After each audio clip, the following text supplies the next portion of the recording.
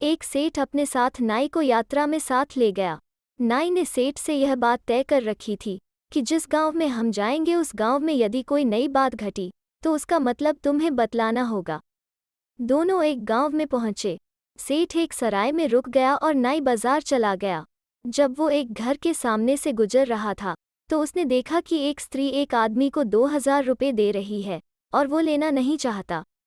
नाई को इस बात से बड़ा आश्चर्य हुआ और उसने सराय में जाकर सेठ से पूछा कि इस बात का मतलब मुझे समझाइए। सेठ ने बहुत टालना चाहा, लेकिन नाई ने जिद पकड़ ली। तब सेठ ने कहा, एक साहूकार के 7 लड़कियां थीं। एक बार साहूकार ने 7 लड़कियों से पूछा कि तुम किसका दिया खाते हो? 6 ने कहा कि हम आपका दिया खाते हैं, लेकिन 7वीं ने कहा कि मैं अपनी किस्मत का खाती हूँ।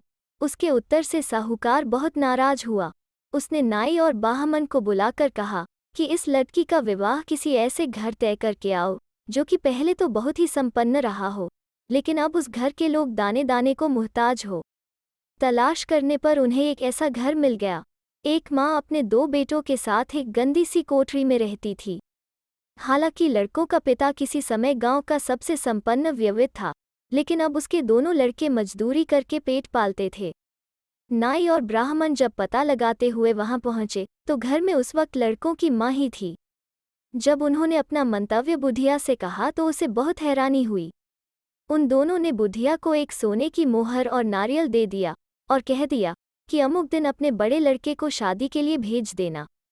जब दोनों लड़के घर आए तो उन्हें भी यह बात सुनकर बड़ा आश्चर्य हुआ। शादी का दिन नजदीक आ गया, लेकिन उनकी बिरादरी में से कोई भी उनके साथ जाने को तैयार न हुआ।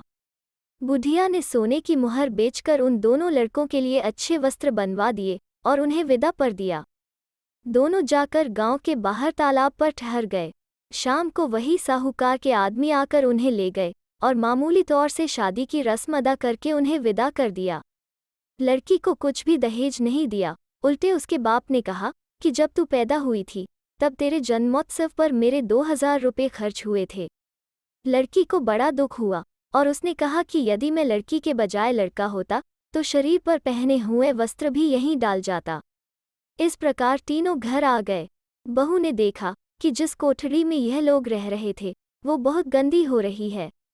चारों ओर कोनों में फटे चिथड़े पड़े हैं। दूसरे दिन उसने सारे चिथड़े बाहर फेंक दिए, कोठरी को झाड़ बुहार के साफ किया और मिट्टी मंगवाकर उसे अच्छी तरह लीप पोत दिया। अगले दिन उसने अपने पति और देवर से कहा कि तुम दोनों जंगल से लकड़ियां ले आया करो और मजदूरी करने मत जाया करो। दोनों जंगल से बहुत सारी लकड़ियां तोड़कर ले आए तो उसने उन लकड़ियों को बाजार में बेचने के लिए कहा। उनको बेचने से उन्हें 2 रुपये मिल गए। उन दोनों को दिन भर मजदूरी करने पर 1 रुपया मिलता था और आज 2 रुपये मिल गए थे। इसलिए वे खुशी खुशी घर आए और फिर हमेशा लकड़ी ही लाने लगे। इस प्रकार कुछ रुपये जुड़ गए तो लड़के की पत्नी ने उन्हें एक गधा खरीदने को कहा, जिससे वे अधिक लकड़ियां लाने लगे और उनकी आमदनी भी बढ़ गई। तब साहूकार की बेटी ने बाजार से कुछ कपड़े मंगवाए और उन पर कशीदाकारी करके उन्हें फिर बाजार में बेच दिया। इससे उसे अच्छे पैसे मिले और अब वो नित्य यही काम करने लगी। इस प्रकार उसने काफ़ी रुपए जोड़ लिए। तब एक दिन उसने अपनी सास से पूछा कि ससुर जी हमारे लिए क्या यही कोठरी छोड़ गए हैं? तब सास ने ठंडी सांस लेते हुए कहा कि वो सामने जो हवेली देख रही हो वो हमारी ही है, लेकिन तुम्हारे ससुर के भाइयों का कुछ कर्ज हम पर है, इसलिए उन्होंने हवेली दबा रखी है। बहू ने सोचा कि अब इन दोनों भाइयों को कुछ पढ़ना लिखना आना चाहिए। उसने उनके लिए एक गुरु रख दिया। लकड़ी बेचकर आने के बाद दोनों खूब मन लगाकर पढ़ने लगे। एक दिन बहू ने अपने पति से कहा कि अब तुम लकड़ियां मत लाया करो, तुम राज दरबार में जाया करो। तुम्हारे पिता नगर के सबसे धनी सेठ थे, उनकी कुर्सी दरबार में अवश्य होगी, तुम उसका पता लगाओ। उसका पति अब दरबार में आने जाने लगा। उसका भाई अभी लकड़ियां ही लाया करता था। एक दिन लकड़ियों में एक मरे सांप को भी ले आया। घर आकर उसने सांप का देखा तो कोठरी की छत पर फेंक दिया। संयोग से उसी दिन एक चील रानी का नौलखा हार उठा लाई। जब वो उस छत पर से गुजर रही थी तो उसने मरे सांप को देखा। उसने हार वहीं डाल दिया और सांप को उठा ले गई। बहू ने देखा तो हार को उठाकर रख लिया। उधर राजा के सिपाहियों ने सारी चीलों के घोंसले छान डाले, लेकिन कहीं हार का पता न लगा।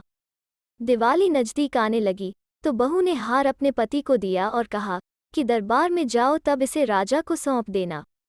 राजा हार पाकर बहुत प्रसन्न हुआ और उसने मुंह मांगा इनाम उसे देना चाहा, लेकिन उसने कहा कि इनाम तो मैं कल मांगूंगा। घर जाने पर उसकी पत्नी ने कहा कि कल राजा जब इनाम मांगने के लिए कहे तब उससे पहले वचन ले लेना, फिर कहना कि दिवाली के दिन सिवाय मेरे घर के और कहीं भी रोशनी न हो, आपके महल में भी नहीं। दूसरे दिन उसने वैसा ही किया। राजा बड़ा असमंजस में पड़ गया, लेकिन वचनबद्ध था, अतः उसने डोंडी पिटवा दी कि दिवाली के दिन कोई भी अपने घर में रोशनी न करे। इसके अतिरिक्त राजा से उसे और भी इनाम दिया। दूसरे ही दिन बहू ने सारा कर्जा चुका दिया और अपने ससुर की हवेली में प्रवेश किया। उसने हवेली को बुहार झाड़कर साफ करवाया।